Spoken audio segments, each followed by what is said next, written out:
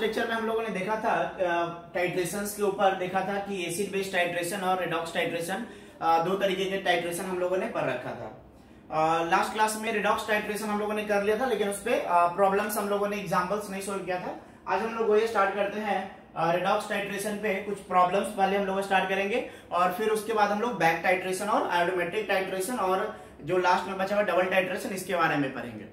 तो सबसे पहले देखो, लास्ट क्लास में एक चीज बता रहे थे, जैसे KMnO4 एन फैक्टर निकालने के लिए। तो एन फैक्टर ऑलरेडी जो है वॉल्यूमेट्रिक एनालिसिस के पहला लेक्चर दूसरा लेक्चर में सिखाया हुआ है किस तरीके से हम लोग जो है एन फैक्टर निकालते हैं। अब देखो, रिएक्शंस के ऊपर डिपेंड करेगा कि किस तरीके से रिएक्शंस हो रहा है, उस तरीके से उस रिएजेंट का जो है एन फैक्टर डिफर करेगा। मतलब एसिडिक मीडियम हो या बेसिक मीडियम हो, न्यूट्रल मीडियम हो, कौन सा रिएक्टेंट से कौन सा प्रोडक्ट में चेंज हो रहा है, तो depending on the type of product form n factor जो है स्पीसीज का वो क्या करता है, चेंज करता है, जैसा पिछले क्लास में भी बताए थे। जैसे मान लो कि KMnO4 है ना, तो KMnO4 एक ऑक्सीडाइजिंग एजेंट है। अगर KMnO4 Mn2+ में सपोज चेंज करता है, Mn2+ में, तो यहाँ पे देखो, यहाँ पे इसका ऑक्सीडेशन स्टेट है +7, यहाँ पे इसका ऑक्सीडेशन स्टेट है +2। कितना का चेंज हो रहा है? 5 का चेंज हो रहा है। तो बताओ यहाँ पे एन फैक्टर कितना हो जाएगा? यहाँ पे एन फैक्टर कितना हो जाएगा? एन फैक्टर हो जाएगा 5, जो कि पिछले क्लास में बताए थे। कहां पे होता है ये होता है एसिडिक मीडियम में, ये होता है एसिडिक मीडियम में, है ना, एसिडिक मीडियम। उसी तरीके से अगर KMnO4 न्यूट्रल मीडियम में हो, ठीक है, तो न्यूट्रल मीडियम में हो तो ये किस में कन्वर्ट हो जाता है? ये कन्वर्ट हो जाता है MnO2 में। तो MnO2 में कन्वर्ट होगा तो बताओ यहाँ पे इसका एन फैक्टर कितना हो जाएगा? +7 है, और यहाँ पे कितना हो गया? +4। एन फैक्टर कितना हो जाएगा? यहाँ पे एन फैक्टर हो जाएगा इसका 3। ये कब होता है? न्यूट्रल मीडियम, जब ये न्यूट्रल मीडियम में होता है। और उसी तरीके से KMnO4 जो है अगर बेसिक मीडियम दे दे तो बेसिक मीडियम में किस में कन्वर्ट हो जाता है? ये कन्वर्ट हो जाता है MnO4 में। तो MnO4 में कन्वर्ट हो जाएगा तो बताओ इसका ऑक्सीडेशन नंबर कितना हो जाएगा? +6 हो जाएगा। यहाँ पे कितना है इसका? +7 है। एन फैक्टर कितना हो जाएगा? एन फैक्टर हो जाएगा 1। तो बेसिक मीडियम में इसका एन फैक्टर कितना होता है? 1 होता है। तो ये चीज आपको ध्यान रखना है कि एसिडिक मीडियम में, न्यूट्रल मीडियम में और बेसिक मीडियम में KMnO4 का एन फैक्टर कितना होता है, ठीक है। उस तरीके से एक और इंपॉर्टेंट ऑक्सीडाइजिंग एजेंट है K2Cr2O7। K2Cr2O7 जो है किस में कन्वर्ट होता है? जैसे मान लो K2Cr2O7 के लिए अगर हम बात करते हैं, K2Cr2O7 ये कन्वर्ट होगा Cr3+ में, Cr3+ में कन्वर्ट होगा। बताओ यहाँ पे इसका ऑक्सीडेशन नंबर कितना है? +6 है। +6 से कहां जा रहा है? +3 में जा रहा है। कितना एटम है इसका? 2 एटम है। एक एटम के लिए 3 का चेंज, 2 एटम के लिए कितना का चेंज होगा? 6 का। तो इसका एन फैक्टर कितना हो जाएगा?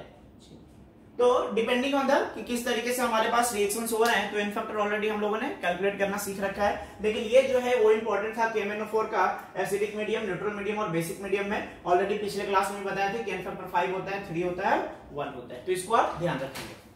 अब चलो इसमें कुछ प्रॉब्लम्स कर लेते हैं हम लोग। जैसे पहला क्वेश्चन इसमें लिखते हैं,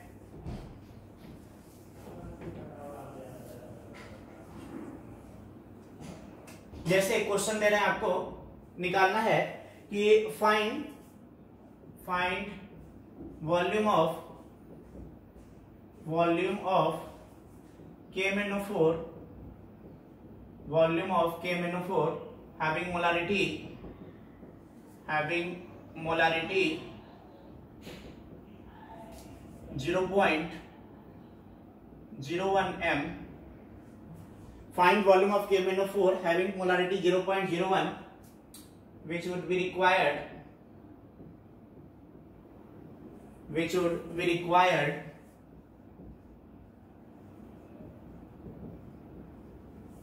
to oxidize 1 gram FeSO4,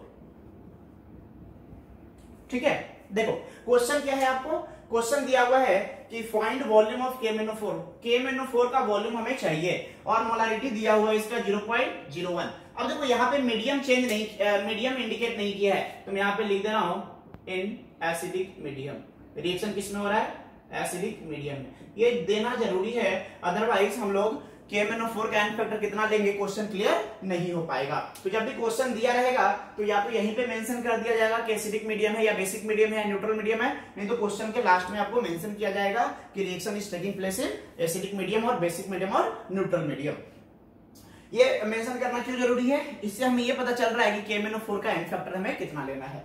अब देखो क्वेश्चन में पूछा गया है कि कितना वॉल्यूम हमें KMnO4 का चाहिए, किस लिए 1 ग्राम FeSO4 को ऑक्सीडाइज कर दे। तो क्या करना पड़ेगा, अगर ऑक्सीडाइज हो जाएगा मतलब जिस समय ये पूरा का पूरा जब ये ऑक्सीडाइज हो जाएगा तो दोनों का इक्विवेलेंट क्या हो जाएगा, इक्वल हो जाएगा। मतलब equivalent of oxidizing agent will be equal to equivalent of reducing agent. ठीक है, तो दोनों का इक्विवेलेंट हमें इक्वल करना है। तो देखते हैं इसका सॉल्यूशन। बताओ इक्विवेलेंट, यहाँ पे मास दिया हुआ है, FeSO4 का मास दिया हुआ है। FeSO4 का मोलर मास कितना होगा, what is the molar mass of FeSO4?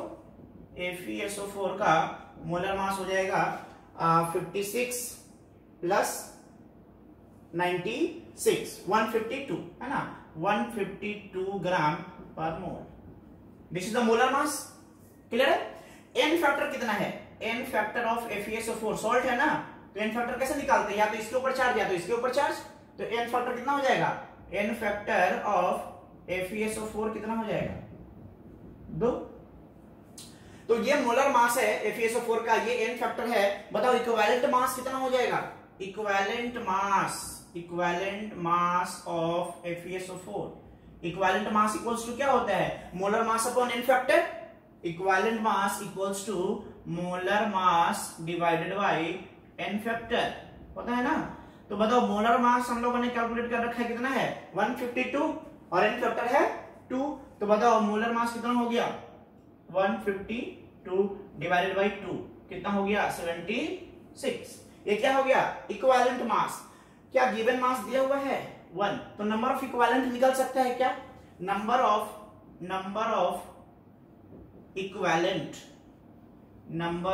Equivalent of FeSO4, number of equivalent of FeSO4 क्या हो जाएगा, given mass upon equivalent mass. तो गिवन मास कितना है 1 ग्राम, इक्विवेलेंट मास कितना है 76।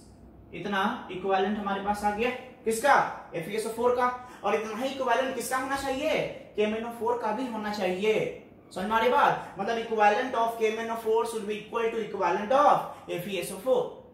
तो बताओ यहाँ पे एसिडिक मीडियम है, एसिडिक मीडियम में KMnO4 का एन फैक्टर कितना होता है 5। वॉल्यूम मान लेते हैं कि V लीटर लग रहा था। समझ में आ रही बात, V लीटर अगर वॉल्यूम लग रहा है तो हम लोग लिखेंगे यहाँ पे कि equivalent of KMnO4 should be equal to equivalent of FeSO4।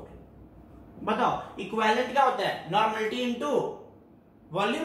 तो इसका मोलरिटी हमें पता है, एन फैक्टर पता है कितना 5, और वॉल्यूम हमें निकालना है, तो वॉल्यूम हम मान लेते हैं V। तो हो जाएगा 0.01 मोलरिटी है इंटू एन फैक्टर कर दिए, तो ये आ गया हमारा नॉर्मलिटी इंटू वॉल्यूम ले लिए, ये हो गया हमारे पास number of equivalent of KMnO4। और number of equivalent of FeSO4 कितना है 1/76। क्या यहां से V निकाला जा सकता है, बिल्कुल निकाला जा सकता है। अब देखो यहाँ पे जो V निकलेगा वो कौन सा यूनिट में निकलेगा, हम लोगों ने इक्विवेलेंट लिखा है, मिली इक्विवेलेंट नहीं लिखा है। समझ में आ रही बात ना, मिली इक्विवेलेंट नहीं लिखे हैं, इसलिए यहाँ पे जो V आएगा, यहां से जो मैं कैलकुलेट करूंगा V equals to 1/76 divided by 0.01 into 5, ये जो आएगा वो लीटर में आएगा। अब इसको 1000 से मल्टीप्लाई कर दोगे तो आपको किस में आ जाएगा, ml में आ जाएगा। तो जनरली ml में वॉल्यूम पूछा जाएगा, लेकिन यहां से जो निकालेंगे वो लीटर में निकलेगा। क्यों, क्योंकि हमने यहाँ पे मिली इक्विवेलेंट नहीं लिखा है, क्या लिखा है इक्विवेलेंट लिखा है। ठीक है ना, अगर मिली इक्विवेलेंट लिखते तब ml में आता वॉल्यूम, फिर यहाँ पे भी हमें मिली इक्विवेलेंट लेना पड़ता 10⁻³ से मल्टीप्लाई करके। क्लियर है, चलो। तो इस तरीके के क्वेश्चंस जो है आपका रिडॉक्स टाइट्रेशन से रिलेटेड पूछा जाएगा।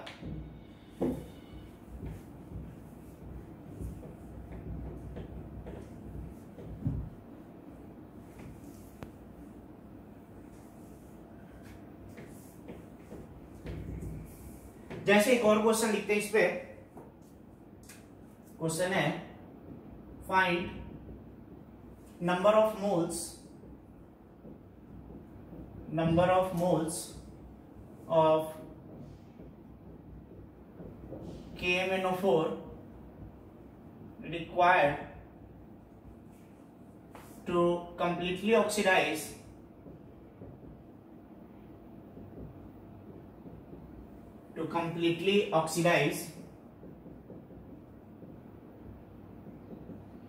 one mole of FeSO4 and 2 mole of FeC2O4 ferrous oxalate और 1 मोल आयरन सल्फेट को ऑक्सीडाइज करना है। देखो क्वेश्चन क्या पूछा गया है, आपको इसमें वॉल्यूम नहीं निकालना, just you have to find the number of moles. आपको निकालना है number of moles of KMnO4, मतलब ऑक्सीडाइजिंग एजेंट का नंबर ऑफ मोल्स निकालना है। और क्या दिया हुआ है, रिड्यूसिंग एजेंट जो है FeSO4 इसका 1 मोल है और साथ में 2 मोल FeC2O4 है। मतलब ये दोनों क्या होगा, ये दोनों ऑक्सीडाइज होगा किसके थ्रू, KMnO4 के थ्रू। तो KMnO4 का कितना मोल चाहिए कि 1 मोल FeSO4 को भी ऑक्सीडाइज कर दे और 2 मोल FeC2O4 को भी ऑक्सीडाइज कर दे। क्वेश्चन क्लियर है? तो क्वेश्चन में आपको निकालना है नंबर ऑफ मोल्स KMnO4 का, कितना मोल्स हमें चाहिए होगा जिससे 1 मोल FeSO4 भी ऑक्सीडाइज हो जाए और साथ में 2 मोल FeC2O4 भी ऑक्सीडाइज हो जाए। मतलब दोनों ऑक्सीडाइज होने के लिए KMnO4 का कितना मोल्स चाहिए, ये क्वेश्चन में आपसे पूछा जा रहा है। बताओ क्या करोगे इसमें, इसका इक्विवेलेंट प्लस इसका इक्विवेलेंट जो होगा वो इसके इक्विवेलेंट के बराबर होगा, यही करोगे ना। मतलब equivalent of KMnO4 will be equal to equivalent of FeSO4 plus equivalent of FeC2O4। अब देखो जब FeSO4 इसमें ऑक्सीडाइज होगा तो Fe+2 से कहां चला जाएगा, +3 में चला जाएगा। जब सीधा सॉल्यूशन, जब ऑक्सीडाइज होगा FeSO4 जब ऑक्सीडाइज होगा तो कहां जाएगा, ये चला जाएगा Fe3+ में। मतलब यहां से ये +2 से कहां जा रहा है, ये +3 में जा रहा है। तो बताओ इसका n फैक्टर कितना हो जाएगा, 1 हो जाएगा। +2 से +3 में जाएगा ऑक्सीडाइज होकर के, ये जाएगा ना, तो n फैक्टर कितना होगा इसका, 1 होगा। उसी तरीके से जो हमारे पास FeC2O4 है, FeC2O4 जब ये ऑक्सीडाइज होगा तो ये कहां जाएगा, ये हमारे पास जाता है Fe3+ में और साथ में CO2 में। बताओ यहाँ पे Fe का ऑक्सीडेशन नंबर कितना है, +2। कार्बन का ऑक्सीडेशन नंबर कितना है, C2O4 2- में कार्बन का ऑक्सीडेशन नंबर कितना होता है, 3। यहाँ पे Fe का ऑक्सीडेशन नंबर 3 है और कार्बन का 4 है। मतलब दोनों ऑक्सीडाइज हो रहा है, 1 मोल हमारा आयरन भी ऑक्सीडाइज हो रहा है और 2 मोल कार्बन भी ऑक्सीडाइज हो रहा है। तो टोटल इलेक्ट्रॉन कितना लग रहा होगा ऑक्सीडाइज होने में, या कितना रिलीज कर रहा होगा ऑक्सीडाइज होने में, तो 1 मोल ये रिलीज कर रहा होगा और 1 मोल ये भी रिलीज कर रहा होगा, क्योंकि 3 से 4 जा रहा है। लेकिन है इसका कितना, इसका 2 है, तो 1 के लिए 1 करेगा तो 2 कार्बन के लिए 2 इलेक्ट्रॉन लूज करना पड़ेगा और इसको 1 इलेक्ट्रॉन लूज करना पड़ेगा। बताओ इसका n फैक्टर कितना हो जाएगा, इसका n फैक्टर हो जाएगा 3, इसका n फैक्टर कितना था, 1। समझ में आ गई बात, नहीं आया समझ में। FeSO4 से +2 से Fe कहां जाएगा ऑक्सीडाइज होकर के, +3 में जाएगा। तो +3 में जाएगा तो बताओ कितना इलेक्ट्रॉन लूज कर रहा होगा, 1 इलेक्ट्रॉन लूज कर रहा होगा पर मोल। कितना इलेक्ट्रॉन लूज कर रहा होगा, 1, तो n फैक्टर 1 हो गया। यहां से पर मोल कितना इलेक्ट्रॉन लूज कर रहा होगा, तो देखो Fe भी ऑक्सीडाइज हो रहा है, कार्बन भी ऑक्सीडाइज हो रहा है। तो Fe जो है +2 से +3 में जा रहा है तो 1 इलेक्ट्रॉन लूज करेगा। कार्बन +3 से +4 में जा रहा है, ये भी 1 इलेक्ट्रॉन लूज करेगा। लेकिन कार्बन है कितना, 2, तो 1 कार्बन 1 इलेक्ट्रॉन लूज करेगा, तो 2 कार्बन 2 इलेक्ट्रॉन लूज करेगा। तो 2 इलेक्ट्रॉन यहां से और 1 इलेक्ट्रॉन यहां से, टोटल 3 इलेक्ट्रॉन लूज कर रहा है। तो n फैक्टर कितना हो गया इसका, n फैक्टर हो गया 3। समझ में आ गई बात। अब बताओ क्या करना पड़ेगा, दोनों का इक्विवेलेंट इक्वल करना पड़ेगा। मतलब हम लोग क्या लिखेंगे, equivalent of KMnO4 is equals to, अच्छा इसमें मीडियम मेंशन नहीं किया हुआ है क्वेश्चन के अंदर, तो मैं मीडियम मेंशन कर दे रहा हूं, इन एसिडिक मीडियम,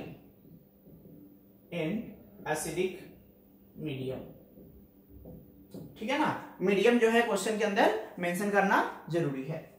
तो देखो इक्विवेलेंट ऑफ KMnO4 किसके बराबर हो जाएगा, equivalent of FeSO4 plus equivalent of FeC2O4 O4। बताओ इक्विवेलेंट का फॉर्मूला क्या होता है? Molarity number of moles into n factor. Equivalent number of moles into n factor. तो नंबर ऑफ मोल्स कितना है KMnO4 का हमें नहीं पता है, यही तो हमें निकालना है। तो n मान लेते हैं, n फैक्टर कितना है 5 इक्वल टू इसका नंबर ऑफ मोल कितना है 1, n फैक्टर कितना है 1 प्लस इसका मोल्स कितना है 2, n फैक्टर कितना है 3, है ना। तो यहां से n इक्वल्स टू कितना हो जाएगा, n इक्वल्स टू हो जाएगा 1 प्लस 6 7/5। मतलब कितना चाहिए होगा 7/5 चाहिए होगा। कितना मोल चाहिए होगा KMnO4 का 7/5 मोल्स चाहिए होगा, जिससे 1 मोल FeSO4 भी ऑक्सीडाइज हो जाएगा और 2 मोल FeC2O4 भी ऑक्सीडाइज हो जाएगा। क्लियर है, समझ में आ गई बात। तो ये था हमारे पास रेडॉक्स टाइट्रेशन और इक्विवेलेंट कांसेप्ट। एक तरीके से बोल सकते हो कि इक्विवेलेंट कांसेप्ट का हम लोग किस तरीके से यूज करते हैं। जैसे बताया था ना कि एंड पॉइंट पे हम लोग लॉ ऑफ इक्विवेलेंस यूज करते हैं कि इक्विवेलेंट जो होगा दोनों का क्या हो जाएगा, इक्वल हो जाएगा। वही कॉन्सेप्ट को हमने यहाँ पे यूज किया है। क्लियर है, ओके। नेक्स्ट जो टाइप के टाइट्रेशन आते हैं वो हमारे पास है, that is the back titration.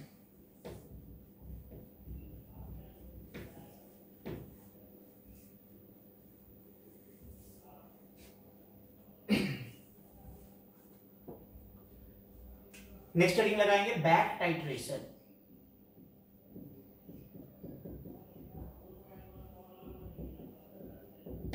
Back titration क्या है कि जनरली इसका यूज कहां पे करते हैं, कोई भी अगर हमारे पास सैंपल है ना, तो उस सैंपल का हम लोग प्यूरिटी निकालने के लिए, परसेंटेज प्यूरिटी निकालने के लिए हम लोग क्या यूज करते हैं, बैक टाइट्रेशन का यूज करते हैं। जनरली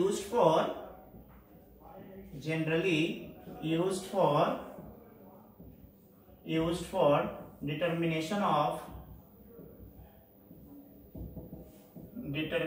of percentage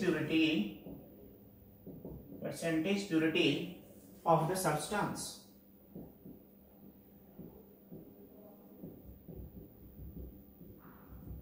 ठीक है, परसेंटेज प्यूरिटी निकालने में हम लोग बैक टाइट्रेशन का यूज करेंगे। अब देखो बैक टाइट्रेशन होता क्या है, करते क्या है इसमें। जो हम लोगों ने नॉर्मल टाइट्रेशन देखा था ना, सिंपल टाइट्रेशन इसको बोल रहे थे, जो सिंपल टाइट्रेशन देखा था वही है, लेकिन यहाँ पे सिंपल टाइट्रेशन एक तरीके से बोलो कि 2 बार होगा, लेकिन उल्टा तरीके से होगा, मतलब बैकवर्ड तरीके से होगा। मतलब हमें जो स्टैंडर्ड सॉल्यूशन जो बनाया था वो स्टैंडर्ड सॉल्यूशन को वापस से जो टाइट्रेट था वो वाला फिर से एक बार हमें स्टैंडर्ड सॉल्यूशन उसी का बनाना पड़ता है, इसलिए इसका नाम है बैक टाइट्रेशन। अभी और एक्सप्लेन करेंगे तो क्लियर हो जाएगा, देखेंगे। जैसे मान लो एक तरीके से ऐसा भी बोल सकते हो कि बैक टाइट्रेशन जो है, जो हम लोग मिस्टेक करते हैं, जो हम लोग गलती करते हैं, तो गलती को सुधारने का एक मौका देते हैं, उसको हम लोग बोलते हैं बैक टाइट्रेशन। देखो जैसे मान लो क्या होता है, सपोज हमने यहां पे ले लिया NaOH ले लिया, ठीक है, क्या लिया NaOH। इस NaOH का कंसंट्रेशन हमें निकालना है, ये हमारे पास है NaOH सॉल्यूशन है, इसका कंसंट्रेशन हमें निकालना है। तो जिसको कंसंट्रेशन निकालना रहता है उसको कहां लेते हैं, बीकर में लेते हैं, और जिसका हमें कंसंट्रेशन पता रहता है उसको कहां लेते हैं, ब्यूरेट में लेते हैं। तो इसको हमने बीकर में ले लिया NaOH। बताओ इसका मान लेते हैं कि सपोज इसका हमने मान लिया नॉर्मलिटी जो है, नॉर्मलिटी एज मान लेते हैं V1, ठीक है, और सॉरी नॉर्मलिटी इज N1 ना, नॉर्मलिटी N1, और इसका वॉल्यूम है, सपोज वॉल्यूम है V1। बताओ यहां पे V1 नोन होगा कि नहीं होगा, V1 इज नोन।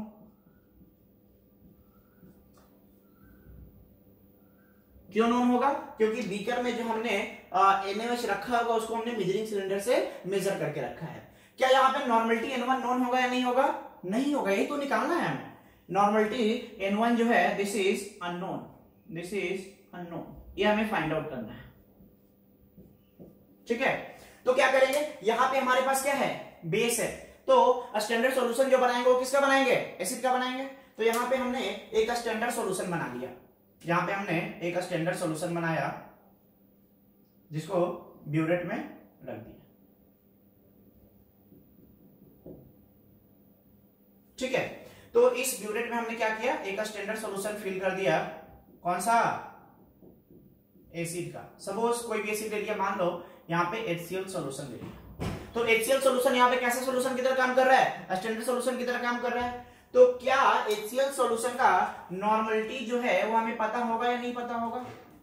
इसका नॉर्मलिटी मान लेते हैं हम N2 है, इसका नॉर्मलिटी कितना मान लिए, N2। बताओ N2 नोन होगा या अननोन होगा? नोन होगा, क्यों, because it is a standard solution. तो यहाँ पे इसका नॉर्मलिटी जो है वो हमें पास पता है, दिस इज नोन वैल्यू। अब क्या करेंगे, वापस जैसे एसिड बेस टाइट्रेशन करते थे वैसे यहाँ पे क्या करेंगे, एक टाइट्रेशन करेंगे इंडिकेटर डालकर। इंडिकेटर डालेंगे, इंडिकेटर डालने के बाद क्या करेंगे, टाइट्रेशन स्टार्ट करेंगे। यहां से ड्रॉप बाय ड्रॉप HCl को गिराएंगे, ड्रॉप बाय ड्रॉप गिराएंगे। जब इक्विवेलेंस पॉइंट पहुंचेगा, इक्विवेलेंस पॉइंट पे नॉब को क्या कर देंगे, स्टॉप कर देंगे। ठीक है, अब ये होता था एसिड बेस टाइट्रेशन में कि इक्विवेलेंस पॉइंट पे नॉब को हमने क्या कर दिया, बंद कर दिया। लेकिन मान लो ऐसा हो गया कि यहां से एसिड ज्यादा गिर गया, हमने नॉब को बंद करना भूल गया है, नॉब को बंद करने में देरी हो गया, हो सकता है ऐसा, प्रैक्टिकल में एरर होता है। तो मान लो कि यहां से HCl drop by drop burette से गिर रहा था, कहां पे, बीकर के अंदर। कलर यहां पे दिखा कि चेंज हो रहा है, कलर यहां पे चेंज होता हुआ दिखा, लेकिन फिर भी हमने क्या किया, ये नॉब को बंद नहीं किया, नॉब को बंद करने में देर हो गया और यहाँ पे HCl ज्यादा गिर गया बीकर के अंदर। तो बताओ बीकर के अंदर अगर HCl ज्यादा गिर गया तो हमसे एरर हो गया, गलती हो गया, मिस्टेक हो गया। इसी मिस्टेक को करेक्ट करने का मौका देता है कौन, बैक टाइट्रेशन। बैक टाइट्रेशन में हम लोग वही चीज करते हैं।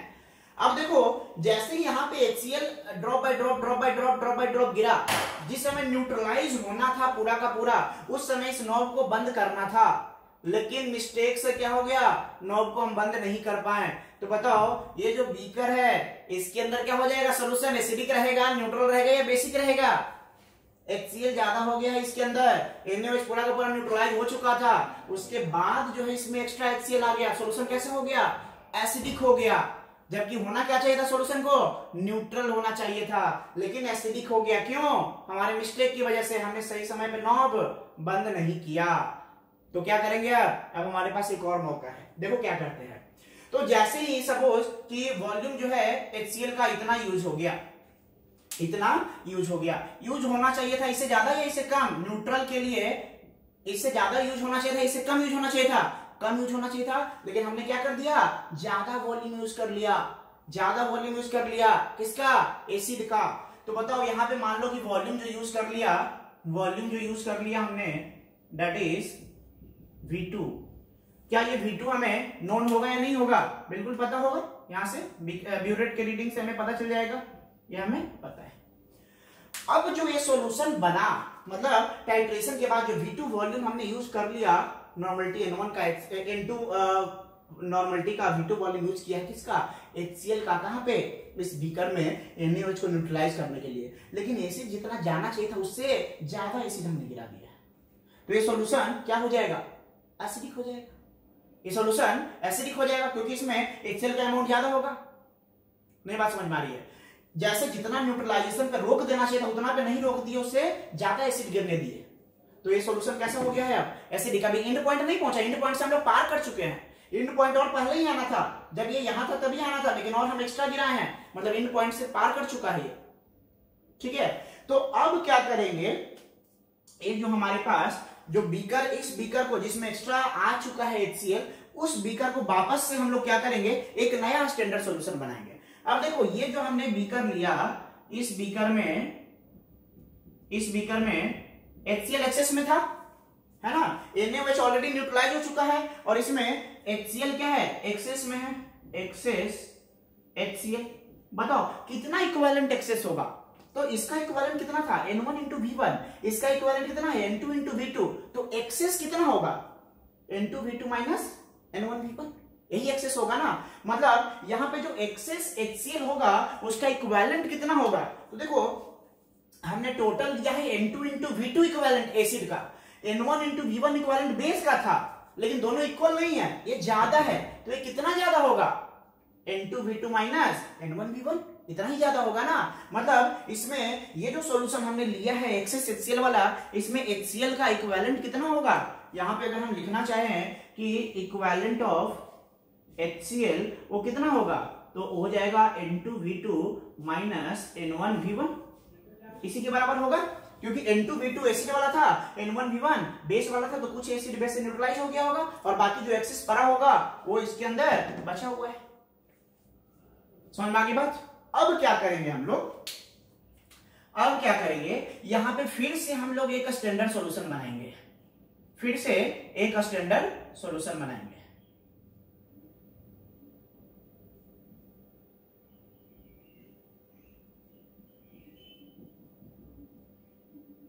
ठीक है, यहां पे हमने फिर से एक स्टैंडर्ड सॉल्यूशन बना दिया। अब बताओ ये जो स्टैंडर्ड सॉल्यूशन बनाएंगे वो एसिड का बनाएंगे या बेस का बनाएंगे, बताओ। यहां पे एक्सेस बेस ऑलरेडी आ गया ना, तो यहां पे एक नया स्टैंडर्ड सॉल्यूशन बनाएंगे, new standard solution, new standard solution of base, solution of base. तो नया स्टैंडर्ड सॉल्यूशन बेस का बनाएंगे जिसका मान लेते हैं नॉर्मलिटी कितना है, N3, ये हमें पता होगा, नोन होगा ये वैल्यू, ठीक है, नॉर्मलिटी N3। और फिर इसमें हम लोग इंडिकेटर डालेंगे और इंडिकेटर डालने के बाद क्या करेंगे, टाइट्रेशन करेंगे। एक बार यहाँ पे मिस्टेक हो चुका था, एक्सेस HCl गिर चुका था। अब इस बार ध्यान रखेंगे कि जब हम लोग यहाँ से बेस का drop by drop, drop by drop, drop by drop गिराएंगे तो जो HCl एक्सेस में आ चुका है, यही बीकर है, बीकर चेंज नहीं किए, इसी बीकर को हमने यहाँ पे रख दिया है। कब, जब एक्सेस HCl हो चुका था उसके बाद, ठीक है। अब जब जब नया जो बेस का हम लोग स्टैंडर्ड सॉल्यूशन बनाएंगे उसका drop by drop, drop by drop गिराएंगे, जैसे ही हमारे पास इक्विवेलेंस पॉइंट मिलेगा नॉब को बंद कर देंगे। इस बार ध्यान रखेंगे, नॉब को बंद कर देना है उसी टाइम पे, इस बार एक्सेस नहीं गिरने देना है। तो नॉब को हमने क्या कर दिया, बंद कर दिया। तो नॉब को बंद कर दिया तो हमें पता चल गया कि इसका वॉल्यूम इतना यूज हुआ सपोज, तो इसका जो वॉल्यूम यूज हुआ है वो कितना वॉल्यूम यूज हुआ है, मान लो V3 यूज हुआ है, वॉल्यूम यूज्ड इज V3।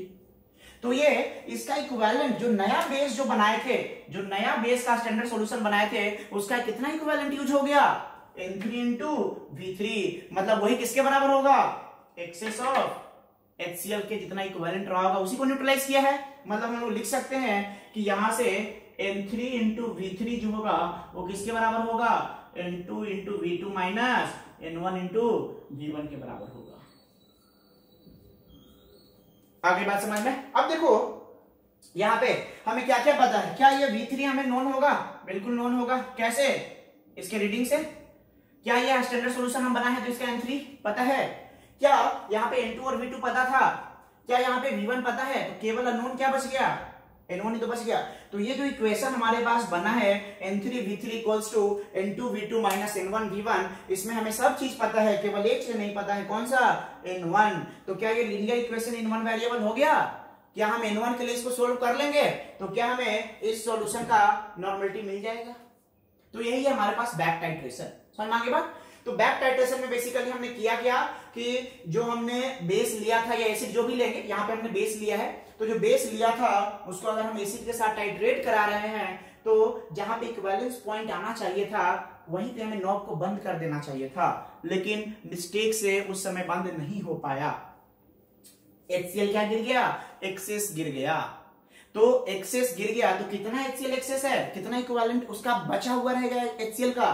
तो देखो बेस का था N1 into V1, एसिड का है N2 into V2, और एसिड ज्यादा है हमें पता है, तो कितना बचेगा, N2 V2 minus N1 V1, इतना हमारे पास एसिड बचा हुआ रहेगा। अब क्या करेंगे, एक नया स्टैंडर्ड सॉल्यूशन बनाएंगे, किसका, बेस का। और बेस का नया स्टैंडर्ड सॉल्यूशन बनाएंगे, मान लेते हैं कि उसका नॉर्मलिटी कितना है, N3, वो हमें पता रहेगा क्योंकि हम खुद से बना रहे हैं। और यहाँ पे वॉल्यूम कितना यूज हुआ वो हम ब्यूरेट से रीडिंग मेजर कर लेंगे। तो ये जो बेस यूज हो रहा है इक्विवेलेंट, जो नया जो स्टैंडर्ड सॉल्यूशन का इक्विवेलेंट यूज हो रहा है वो कहां पे जा रहा है, वो जो एक्सेस HCl है उसको न्यूट्रलाइज करने में जा रहा है। तो एक्सेस HCl कितना था, N2V2 माइनस N1V1, इतना ही था। और ये यूज कितना हुआ है, N3V3, ये दोनों आपस में क्या होगा, इक्वल होगा। ठीक है, तो यही है हमारे पास बैक टाइट्रेशन। यहाँ पे हमारे पास सारे वैल्यूज नोन है, केवल कौन सा अननोन है, N1 अननोन है। तो N1 को हम लोग इस इक्वेशन में पुट करके निकाल लेंगे। क्लियर है। अब देखो इस पे क्वेश्चंस कैसे आता है। ये तो कॉन्सेप्ट था कि बैक टाइट्रेशन में हम लोग करते क्या हैं। अब देखो इस पे क्वेश्चंस कैसा आता है। तो क्वेश्चन जो है आपको परसेंटेज प्योरिटी निकालने के लिए पूछा जाएगा। एक क्वेश्चन हम लोग करते हैं पहले इस पे।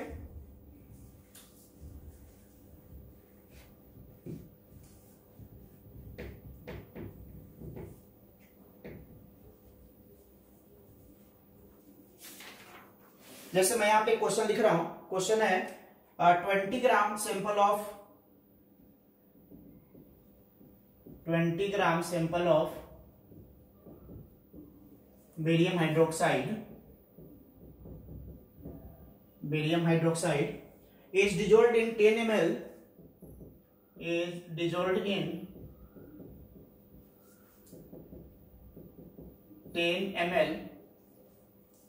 of 0.5 n HCl solution of 0.5 n HCl solution।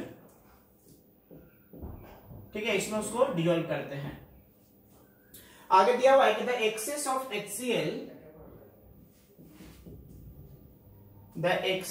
HCl is titrated with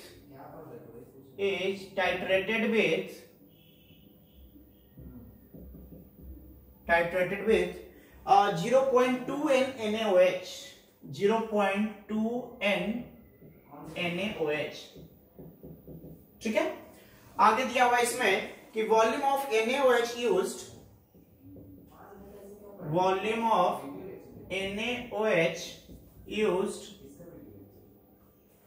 was 10 cc।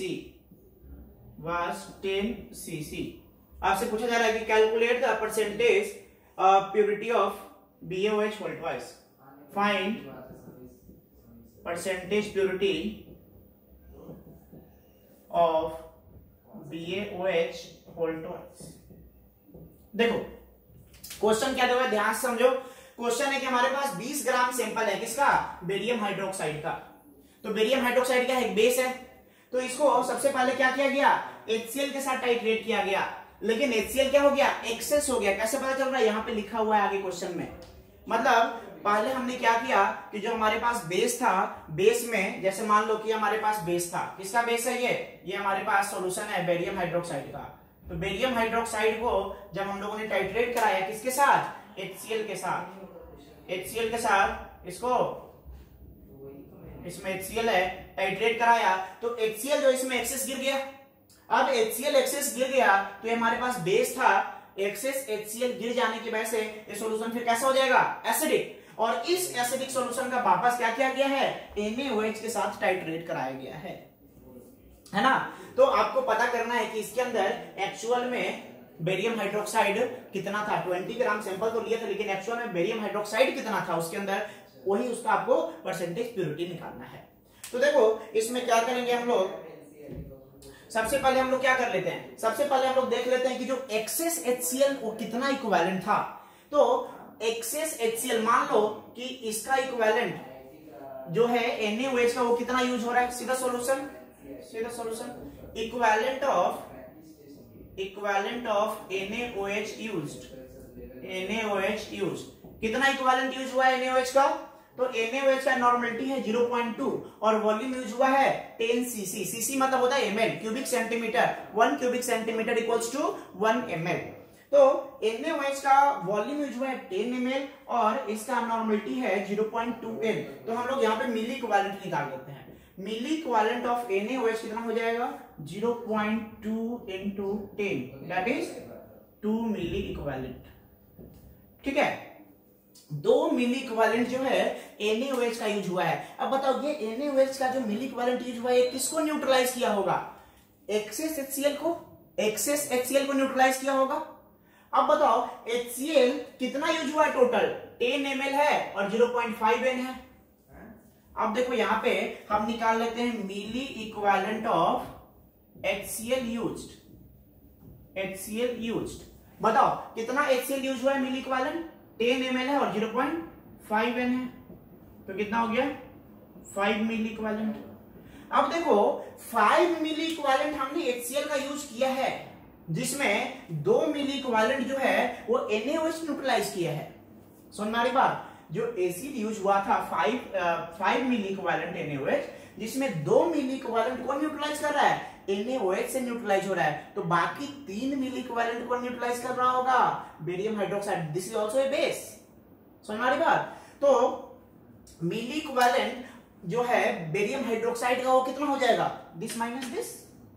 समझ में आ रही बात? जितना न्यूट्रलाइज कर रहा होगा उतना मिल इक्विवेलेंट क्या रहा होगा, बेरियम हाइड्रोक्साइड का रहा होगा। तो यहां से हम लोग निकाल सकते हैं कि milli equivalent of barium hydroxide, barium hydroxide कितना हो जाएगा, milli equivalent of barium hydroxide, barium hydroxide का मिली इक्विवेलेंट कितना हो जाएगा, 5 minus 3, that is 2, sorry 5 minus 2 ना, 5 minus 2 that is 3 milli equivalent. कैसे पता कर लिया कि बेरियम हाइड्रोक्साइड का 5 माइनस 2 होगा, क्योंकि HCl जो है टोटल वो 5 मिली इक्विवेलेंट यूज हो रहा है, जिसमें कुछ एक्सेस आ गया था। तो एक्सेस कितना आया था, 2, जितना बेस का NaOH का रहा होगा।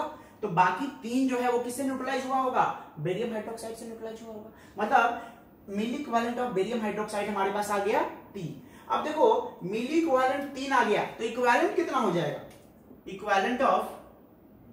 इक्विवेलेंट ऑफ बेरियम हाइड्रोक्साइड कितना हो गया, दैट इज 3 इंटू 10 माइनस 3। बताओ मोलर मास बेरियम हाइड्रोक्साइड का कितना होता है, 171 ग्राम। तो बेरियम हाइड्रोक्साइड का मोलर मास 171 है, और एन फैक्टर कितना है बेरियम हाइड्रोक्साइड का, 2 H दे सकता है, तो एन फैक्टर 2 है। तो बताओ ये हमारे पास क्या आ गया, इक्विवेलेंट ऑफ बेरियम हाइड्रोक्साइड। हमारे पास equivalent weight of barium hydroxide कितना होगा, molar mass by N factor. Molar mass कितना होता है, 171 डिवाइडेड बाय 2। ये हमारे पास equivalent weight of barium hydroxide. अब बताओ इक्विवेलेंट वेट पता है, नंबर ऑफ इक्विवेलेंट पता है, तो क्या हम मास निकाल सकते हैं। जैसे ये बताओ, अगर हमारे पास मोल्स पता है, जैसे होता है ना कि नंबर ऑफ मोल्स जो होता है that is given mass upon molar mass होता है, मोलर मास।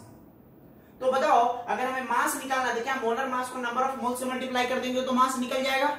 उसी तरीके से अगर इक्विवेलेंट मास को नंबर ऑफ इक्विवेलेंट से मल्टीप्लाई कर देंगे तो क्या हमारे पास मास आ जाएगा, बिल्कुल आ जाएगा। तो हम लोग क्या कर सकते हैं, यहाँ पे मास ऑफ बेरियम हाइड्रोक्साइड कितना हो जाएगा, mass of barium hydroxide in the sample, barium hydroxide in the sample कितना हो जाएगा, number of equivalent into equivalent mass. तो नंबर ऑफ इक्विवेलेंट कितना है, 3 इंटू 10 माइनस 3, और इक्विवेलेंट मास कितना है, इक्विवेलेंट मास हमारे पास है 171/2, तो इतना ग्राम आ गया।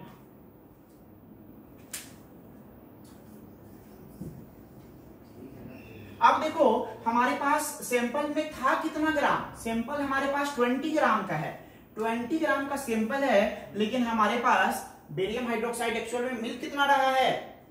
इसको सोल्व कर लोगे तो ये आएगा 0.256 के अराउंड, ये आएगा हमारे पास 0.256 ग्राम के अराउंड आएगा।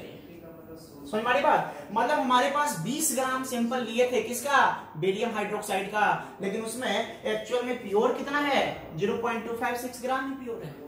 तो परसेंटेज प्योरिटी अगर निकालना है, percentage purity of barium hydroxide in the sample वो कितना हो जाएगा, एक्चुअल में हमारे पास मिल रहा है 0.256 ग्राम, और मास कितना था इसका, 20 ग्राम था, इंटू 100, ग्राम ग्राम कैंसल, इसको सोल्व कर लोगे यही हमारे पास क्या आ जाएगा, परसेंटेज प्योरिटी आ जाएगा। तो ये ऑलमोस्ट आ जाएगा 1.28% के अराउंड, मतलब बस 1.28% ही हमारे पास क्या था सैंपल में, प्योर बेरियम हाइड्रोक्साइड था, बाकी सब क्या था, इम्प्योरिटीज था। क्लियर है। तो इस तरीके से जो है हम लोग इसको बैक टाइट्रेशन का हम लोग परसेंटेज प्योरिटी निकालने में यूज करते हैं। ठीक है, तो समझ में आ गया होगा बैक टाइट्रेशन क्या है, सिंपल टाइट्रेशन में redox titration, acid base titration दोनों समझ में आ गया।